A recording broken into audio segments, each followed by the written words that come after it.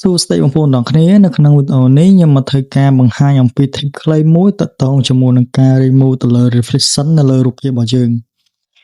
អញ្ចឹងដល់អ្វីដែលអ្នកខ្ញុំបានឃើញនៅក្នុងរូបភាពរបស់ខ្ញុំហើយគឺមានសភាពលក្ខណៈថាមានចំណាំងផ្លាយពីរូបខាងក្រៅចូលទៅក្នុងរូបភាពរបស់ខ្ញុំ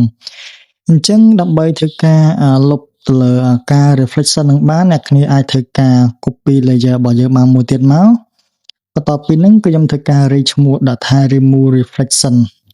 អូខេអញ្ចឹងបន្ទាប់ពីខ្ញុំបានធ្វើការ rename ហើយគឺខ្ញុំធ្វើការចូលមកកាន់ filter ខ្ញុំយកពាក្យថា camera raw filter អញ្ចឹងចូលមកក្នុង camera raw filter អ្នកគ្នាអាចធ្វើការមើលទៅលើពាក្យមួយមានឈ្មោះថា remove ចុចទៅលើនឹងមួយមកបន្ទាប់ពីហ្នឹងគឺអ្នកគ្នាអាចធ្វើការមើលចូលមកខាងក្រោមហើយខ្ញុំយកពាក្យថា reflection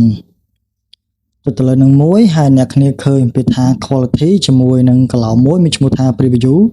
ដូរវាមកដាក់ថា standard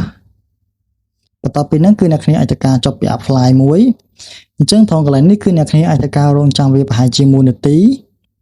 បន្ទាប់ពីរងចាំហើយគឺអ្នកគ្នានឹងទទួលបានរូបភាពមួយដែលយើងអាចធ្វើការ remove ចោលជាមួយនឹង reflection បានហើយអូខេអញ្ចឹងវីដេអូរបស់ខ្ញុំគឺសូមចប់ត្រឹមប៉ុណ្ណឹងហើយបើសិនជាមានគ្នាយើងណាចង់ធ្វើការសិក្សាទៅលើជំនាញ graphic design